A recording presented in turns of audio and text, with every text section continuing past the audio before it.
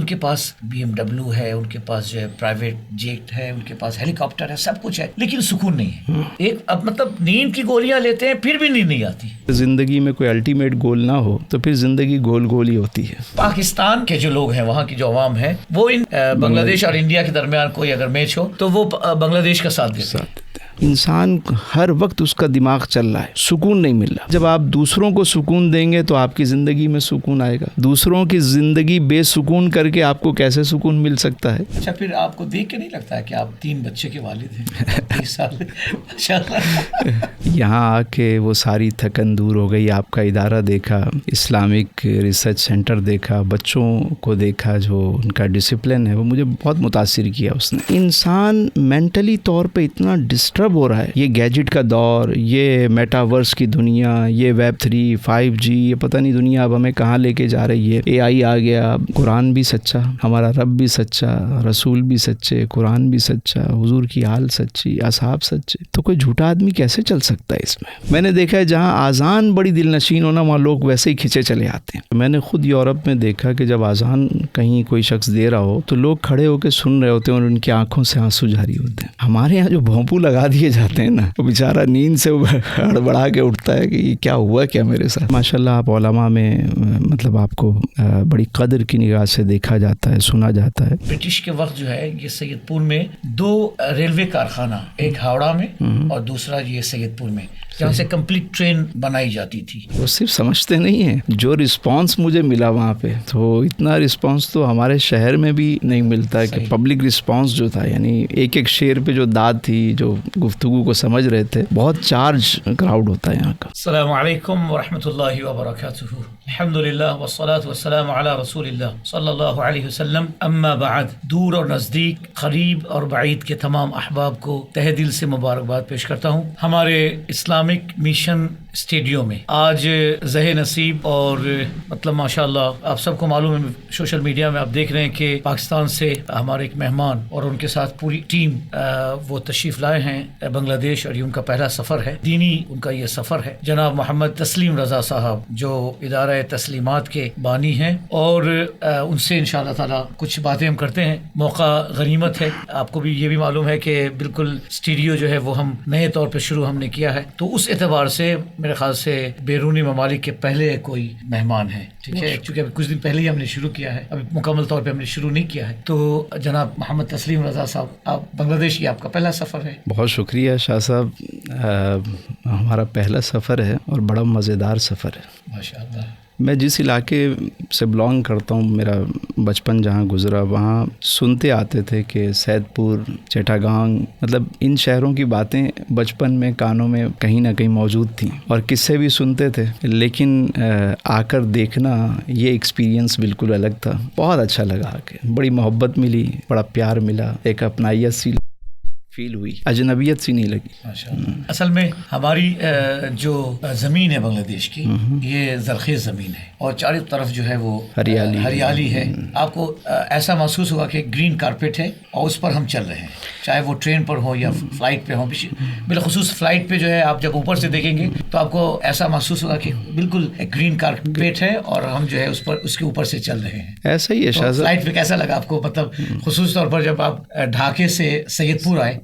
مجھے ملائیشیا کے بعد یہاں پہ وہ فیلنگ آئی کہ جیسے بالکل ایک گرین گرین گرین گرین, سبزہ بہت زیادہ ہے, ہریالی بہت ہے. اور مجھے کوئی زمین آتے ہوئے, ابھی ہم سید پور سے یہاں تک آئے, تقریباً 1 گھنٹے کی ڈرائیو تھی, لیکن بیچ میں کہیں کوئی زمین کا خطہ خالی نہیں نظر آیا, ہر جگہ ہریالی ہریالی. تو بڑا اچھا فیل ہوا دیکھ کر اسے. ہاں, یہ اللہ تعالیٰ کا فضل و کرم ہے کہ 1 انچ زمین ہماری یہاں وہ بنجر زمین نہیں ہے پورے بنگلہ دیش میں. اور الحمدللہ ابھی جس خطے میں آپ ہیں, دیناج پور اسلامک ریسرچ سینٹر, تو دیناج پور میں چاول جو ہے وہ دیناج پور کا پوری دنیا میں مشہور ہے. کٹاری چاول ہے, اس کے بعد جو ہے وہ ایک ہوتا ہے وہ خوب چھوٹے سائز میں, اس کو چینی چینی گڑا بنگلہ میں کہتے ہیں. یہ اگر پورے محلے میں ایک گھر میں اگر یہ چاول پکتا ہے تو پورے محلے میں خوشبو. اور جب وہ کھیتی چاول کی کٹتی ہے تو آپ ٹرین سے جائیں تو خوشبو میں مست, مطلب وہ ایک عجب ہی منظر ہوتا ہے. تو لوگ شہروں سے گاؤں کی طرف آتے ہیں وہ پیٹھے کھانے کے لیے, اور طرح طرح کے پیٹھے اور پکوان اور کیا کیا ہوتا ہے, تو بڑا مزہ آتا ہے. اور پھر اس خطے میں چاول, لیچی, آم. ہمارا دناجپور جو ہے وہ جیک فروٹ ہے, کٹہل, یہ اس میں بھی بہت فیمس ہے. پہلے تو ہم تاخیر سے ہی صحیح لیکن آپ کو خوش آمدید پیش کرتے ہیں. آپ کو جب اس نے ہمارے بھانجے نے انور سادات نے جب لنک بھیجا تو میں اس میں پیج پہ گیا, ماشاءاللہ دیکھا آپ کو. تو اللہ تعالیٰ آپ کے علم میں اور عمر میں اللہ تعالیٰ اقبال میں برکتیں عطا فرمائے. آمین آمین. یہ بتائیں کہ پاکستان میں آپ کی کیا مصروفیت ہوتی ہے؟ شاہ صاحب, پہلے تو تاخیر والی بات پہ میں ایک جملہ کہوں گا کہ تاخیر ہوئی مگر تاخیر ہوئی. یہاں آ کے وہ ساری تھکن دور ہو گئی. آپ کا ادارہ دیکھا, اسلامک ریسرچ سینٹر دیکھا, بچوں کو دیکھا, جو ان کا ڈسپلن ہے وہ مجھے بہت متاثر کیا اس نے. پاکستان میں میری مصروفیت پہلے بزنس کے حوالے سے بہت زیادہ رہی. میرا چونکہ بزنس بھی ہے وہاں پہ, اب ماشاءاللہ بچے دیکھتے ہیں, تو میرا ایک الٹیمیٹ گول تھا زندگی کا کہ اللہ تعالیٰ مجھے موقع دے. آپ کے بچے کتنے ہیں؟ 3 بچے ہیں ماشاءاللہ. 3 بچے ماشاءاللہ. بڑا بیٹا ہے, 2 بیٹیاں ہیں. وہ 23 سال کا. اچھا, پھر آپ کو دیکھ کے نہیں لگتا ہے کہ آپ 3 بچے کے والد ہیں؟ 23 سال ماشاءاللہ. بچے اب بزنس دیکھتے ہیں اور مجھے انہوں نے ذرا فری کر دیا, تو میں میری خواہش تھی بچپن سے کہ لوگ اپنی زندگی میں گولز بناتے ہیں. اب جو دنیاوی گولز ہیں وہ تو ایک وقت پہ آ کے پورے ہو جاتے ہیں, اور اگر زندگی میں کوئی الٹیمیٹ گول نہ ہو تو پھر زندگی گول گول ہی ہوتی ہے. سو یہی خواہش تھی. ایک ادارہ بھی الحمدللہ ہم نے بنایا, جامعہ سیدنا امیر حمزہ کے نام سے. ادارہ تسلیمیات بھی موجود ہے, اور بس اب خود سے اور خلق سے اور خدا کی تلاش میں بس یہی ایک سفر ہے جو چل رہا ہے ماشاءاللہ. مجھے یہ بتائیے گا کہ یہ سید پور کو, مطلب سید پور کہتے ہیں کچھ لوگ, سید پور کہتے ہیں, تو یہ کس وجہ سے یہ نام رکھا گیا ہے؟ اصل میں وہ SAID سعید پور ہے. یہ اچھا, سعید پور ہے. اور یہ اس لیے نہیں کہ یہاں سادات ہیں اس لیے یہ سید پور ہے, ایسا کچھ نہیں ہے. یہ سعید پور ہے. سعید پور. اور اس زمانے میں برٹش کے وقت جو ہے یہ سید پور میں 2 ریلوے کارخانہ, ایک ہاوڑا میں اور دوسرا یہ سید پور میں, جہاں سے کمپلیٹ ٹرین بنائی جاتی تھی. اس کی بوگیاں بنائی جاتی تھی. تو ہاوڑے میں جو وہ ہے ریلوے کارخانہ, اس سے بھی زیادہ جو ہے وہ بڑا کارخانہ یہ سید پور کا تھا ماشاءاللہ. اور جب 47 میں جب ملک آزاد ہوا برٹش سے, تو ہاوڑے میں جتنے وہ تھے نوکری پیشہ جتنے تھے ان میں زیادہ تر لوگ یہاں چلے آئے ماشاءاللہ. اور یہ کارخانہ جو ہے وہ بہت بڑا کارخانہ, اور یہاں زیادہ تر سید پور میں انڈیا سے مہاجرین تشریف لائے. اس میں یوپی, بہار, مدراس اور یہاں سے لوگ تشریف لائے. اس لیے سید پور کا جو پلس پوائنٹ ہے نا وہ یہ ہے کہ یہاں کے لوگ اردو سمجھتے ہیں, اردو بولنے والے کافی ہیں. وہ صرف سمجھتے نہیں ہیں, جو رسپانس مجھے ملا وہاں پہ, تو اتنا رسپانس تو ہمارے شہر میں بھی نہیں ملتا کہ پبلک رسپانس جو تھا, یعنی ایک ایک شعر پہ جو داد تھی, جو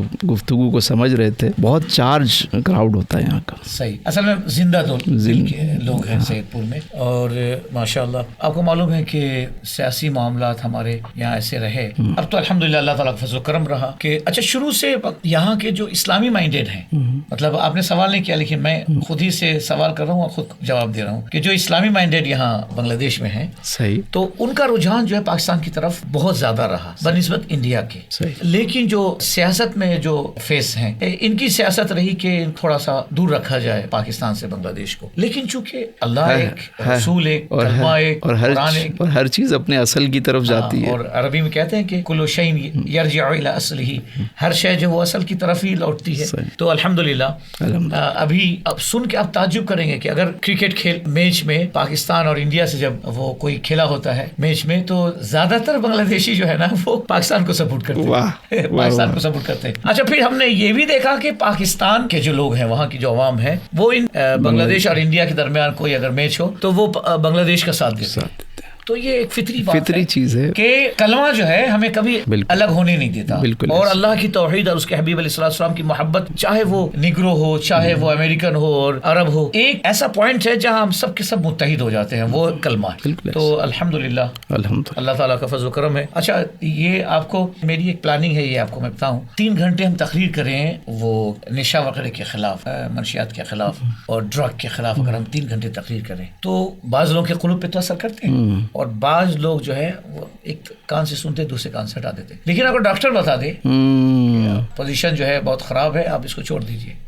اب اتنا کہنا تھا کہ وہ توبہ استغفر اللہ, میں گھر آنے کے بعد وہ میں پان بھی نہیں کھاؤں گا اور سگریٹ بھی نہیں اور یہ وہ کچھ نہیں. تو میری ایک دلی خواہش ہے, میں نے ڈھاکے میں زمین لی ہے صحیح, کہ پرائیویٹ میڈیکل کالج کروں گا. واہ واہ. اور یہ جو طلباء جو ہمارے عالم بن کر نکل رہے ہیں, انہیں ہم MBBS کروائیں گے, FCPS کروائیں گے, اور پھر یہ وہ ان کے پاس جو دینی تعلیمات ہیں یہ اسے اپنے لیے اس کو استعمال نہیں کریں گے, دینی تعلیمات کو دین کی نشر و اشاعت میں استعمال کریں گے. اور جو MBBS کورس کیے ہوئے ہیں, FCPS کیے ہوئے ہیں, MD کیے ہوئے ہیں, اس کے لیے وہ اپنی فیملی کے لیے اس لائن کو یوز کریں گے. اور اس طرح جو ہے وہ دین کی ایک بڑی عظیم خدمت بھی ہوگی. اور آپ دیکھیے, آپ مجھے ذرا بتائیں یہ افکار یا یہ فکریہ آپ کو کیسا لگا؟ ارے شاہ صاحب, یہ تو بڑا ایک ایسا کام ہے, اور میں سمجھتا ہوں کہ بر صغیر پاک و ہند میں بلکہ پورے عرب میں انگریز کے آنے سے پہلے کوئی نفسیاتی ہاسپٹل نہیں تھا. یہی ہمارے بزرگوں کی خانقاہیں تھیں جہاں لوگ آ کے بیٹھتے, وہاں کتھارسس ہوتا اور لوگ اطمینان قلب حاصل کرتے اور ذہنی امراض اور چیزوں کی شفا انہیں مل جاتی. کیونکہ بزرگ جو ہوتے تھے وہ ان کی بات کو تسلی سے سنتے تھے, اور سننے کے بعد آخر میں کوئی تسبیح بتا دی, کوئی ذکر بتا دیا, جس سے اسے اطمینان حاصل ہو جاتا تھا. اب دور جدید میں اس بات کی ضرورت ہے کہ جو معالج ہے اگر وہ صرف جسمانی معالج ہے تو ایک حد تک فائدہ کرے, لیکن اگر وہ روحانی معالج بھی ساتھ میں ہے, یعنی وہ عالم دین بھی ہے اور وہ دینی علوم بھی رکھتا ہے اور صوفیہ کی تعلیمات سے بھی آگاہ ہے, تو میں یہ سمجھتا ہوں, میری اپنی ذاتی رائے یہ ہے کہ وہ بہت زیادہ فائدہ مند ثابت ہوگا. اور یہ جو آپ کا ارادہ ہے اور جو آپ چاہ رہے ہیں, اور یہ میں سمجھتا ہوں دور حاضر کی سب سے بڑی نیڈ ہے, کیونکہ جس طرح یہ چیزیں سرایت کرتی جا رہی ہیں اور آنے والے دنوں میں دیکھیں دنیا میں نا, اب شاہ صاحب جو چیز ہم فیل کر رہے ہیں وہ آپ ہم سے بہتر ٹریول کرتے ہیں, چیزوں کو سمجھتے ہیں. جس چیز کی آنے والے دور میں سب سے زیادہ ضرورت ہوگی وہ ہوگا سکون قلب, کیونکہ انسان مینٹلی طور پہ اتنا ڈسٹرب ہو رہا ہے. یہ گیجٹ کا دور, یہ میٹاورس کی دنیا, یہ ویب 3, 5G, یہ پتہ نہیں دنیا اب ہمیں کہاں لے کے جا رہی ہے. AI آ گیا, انسان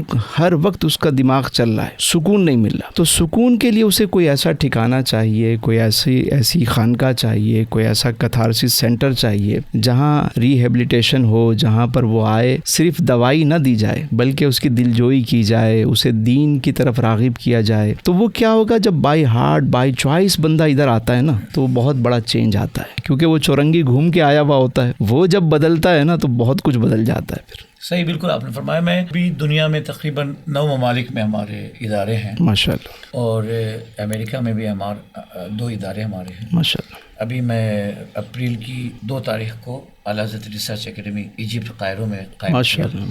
الحمدللہ امریکہ اور کینیڈا وغیرہ میں, اس کے بعد برٹین میں جو میں دیکھتا ہوں کہ آپ نے صحیح فرمایا کہ لوگ جو ہے ذہنی سکون کے لیے ان کے پاس BMW ہے, ان کے پاس جو ہے پرائیویٹ جیٹ ہے, ان کے پاس ہیلی کاپٹر ہے, سب کچھ ہے, لیکن سکون نہیں ہے. ایک اب مطلب نیند کی گولیاں لیتے ہیں پھر بھی نیند نہیں آتی, سکون نہیں ہے. ابھی پوری دنیا جو ہے نا وہ اطمینان قلب کے لیے. اچھا, یورپ امریکہ میں جو مسلمانوں کی تعداد بڑھ رہی ہے, اس کی ایک مین وجہ یہ بھی ہے کہ وہ جب دیکھتے ہیں کہ مسلمان یار وہ نہ تو بینک سے لون لیتا ہے, نہ وہ گھر بنانے میں لیتا ہے, نہ وہ گاڑیوں میں لیتا ہے, نہ وہ جو ہے ٹریٹمنٹ کے لیے لیتا ہے, اور مسلمان اپنا کچھ بھی وہ چاہے $400, $500, $200 کماتا ہے, وہ اپنا سکون سے رہتا ہے. ہم ایک دن میں $5,000 $10,000 کماتے ہیں پھر بھی ہمیں سکون نہیں ہے. تو وہ دیکھتے ہیں کہ مسلمان اتنے سکون میں کیسے ہیں. میکسیمم جو نیو یارک میں ٹیکسی ڈرائیور ہیں وہ مسلمان ہیں. ٹائم ہوا انہوں نے گاڑی سائڈ میں لگائی اور گاڑی کے پیچھے جانماز بچھا کر نماز پڑھی.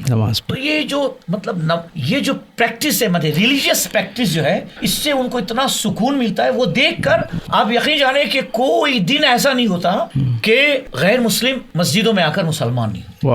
اور ایک ایک وقت جو ہے جیسے سمجھ لیے ظہر کی جماعت ہے وہ 3 بار 4 بار جماعت ہو رہی ہے. مسجد جو ہے چھوٹی پڑ جا رہی ہے. اسپیشلی سیٹرڈے اور سنڈے ایک ایک وقت کی جماعت جو ہے 5 بار 7 بار کر کے ہوتی ہے. شاہ صاحب میں آپ کی بات کو آگے بڑھاؤں کہ میں نے خود یورپ میں دیکھا کہ جب اذان کہیں کوئی شخص دے رہا ہو تو لوگ کھڑے ہو کے سن رہے ہوتے ہیں اور ان کی آنکھوں سے آنسو جاری ہوتے ہیں. صحیح.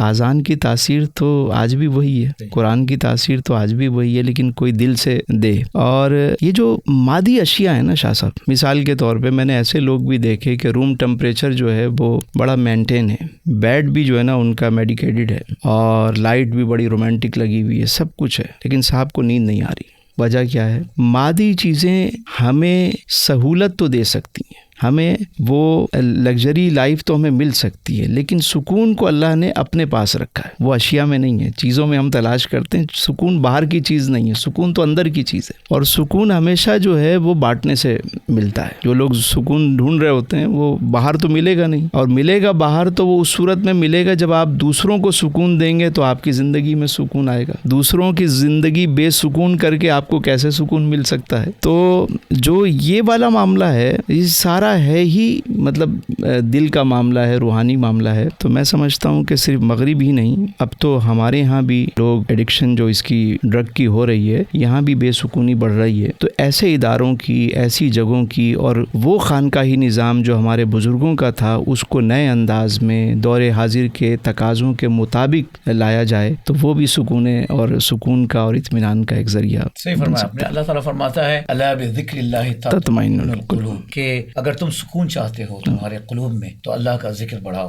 اللہ کا ذکر کرو, اس سے جو ہے تم کو سکون ملے گا. اور یقیناً اب دیکھیں نا, وہ حضرت بلال حبشی رضی اللہ تعالیٰ عنہ انہیں لٹا دیا گیا وہ تپتی ریت پر, اور پھر وہ ایک مطلب وزنی پتھر رکھ دیا گیا, اور کفار قریش کہہ رہے ہیں کہ تم ابھی محمد عربی صلی اللہ علیہ وسلم کو چھوڑ دو, ہم تمہاری جان بخش دیں گے. وہ کہہ رہے ہیں الاحد الاحد. اس میں بھی انہیں سکون ملا ہے. کیوں؟ اس لیے کہ جب وہ عشق کا معاملہ آتا ہے ستم بھی کرم لگتا ہے. تو الحمدللہ اللہ تعالیٰ کا فضل و کرم ہے کہ آج پوری دنیا یہ ماننے پر مجبور ہے کہ اگر تمہیں سکون چاہیے تو اسلام کے سائے کے تلے آ جاؤ. اچھا, یہاں میں ایک بات ابھی آپ نے ذکر کیا اور اسی میں ایک بات نکلی, تو میں اس کو چاہوں گا کہ آپ کے توسط سے اور آپ کے اس ڈیجیٹل پلیٹ فارم کے ذریعے میں چاہوں گا یہ میسیج, چونکہ ماشاءاللہ آپ علماء میں مطلب آپ کو بڑی قدر کی نگاہ سے دیکھا جاتا ہے, سنا جاتا ہے, تو میرا ایک میسیج یہ ضرور ہے اپنے تمام لوگوں سے کہ آذان کی پریکٹس جو ہے نا بہت اچھی کرائی جائے. ہمارے یہاں مقابلہ حسن نعت ہوتا ہے, مقابلہ حسن قرات ہوتا ہے, لیکن مقابلہ حسن آذان آپ نے نہیں سنا ہو. آذان ایک ایسی چیز ہے کہ وہ سفیر اسلام ہوتا ہے آذان دینے والا. جب مسجد سے آذان ہوتی ہے تو صرف انسان نہیں سنتے, چرین پرین کئی مخلوقات سنتی ہیں, اور صرف ایسا نہیں کہ مسلم سنیں, غیر مسلم بھی سنتے ہیں. تو وہ جو دعوت ہے, دیکھیں آپ علیہ السلام نے 2 مؤذن حیات مبارکہ میں جو مقرر فرمائے, ایک مسجد نبوی شریف جناب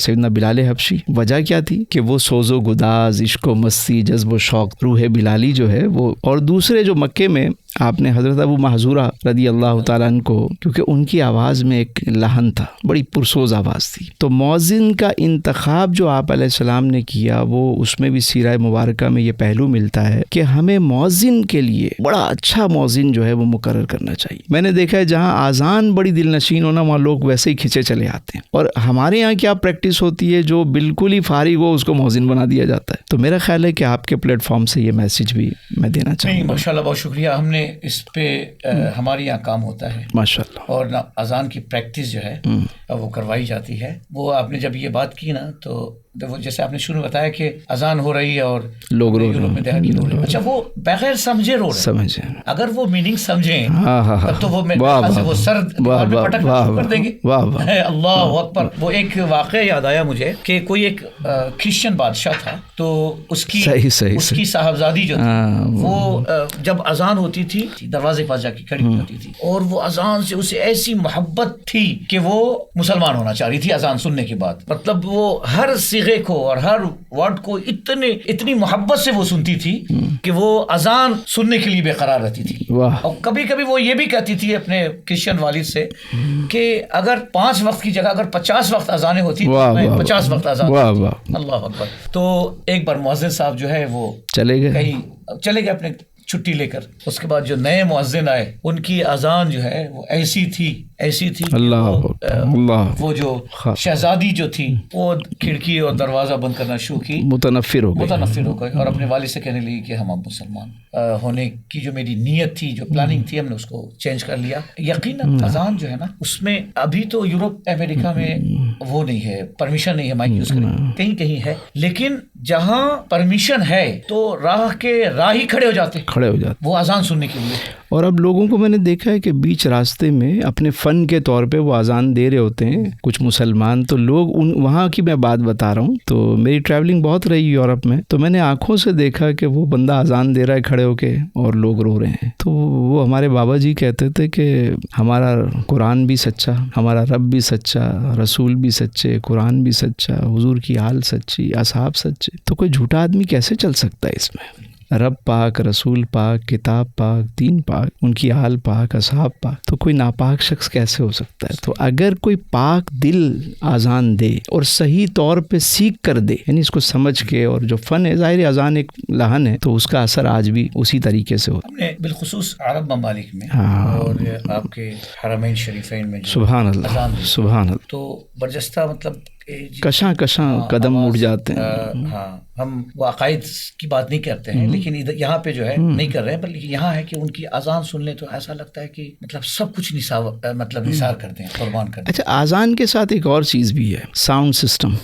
ہمارے یہاں جو بھونپو لگا دیے جاتے ہیں نا, وہ بیچارہ نیند سے ہڑبڑا کے اٹھتا ہے کہ یہ کیا ہوا کیا میرے ساتھ. تو ساؤنڈ سسٹم بھی اتنا شائستہ ہونا چاہیے, اتنا اچھا ہونا چاہیے کہ وہ آواز کو اور انہینس کر کے وہ اور لوگوں کو مسحور کو نہ, وہ تو سانس بھی لیتے ہیں نا, تو آواز آتی. اچھا, اذان کے الفاظ پر غور کریں. اللہ تعالیٰ کیا مطلب, اللہ کے حبیب علیہ السلام نے جو تربیت دی, حی علی الصلاۃ, کم ٹو پرے.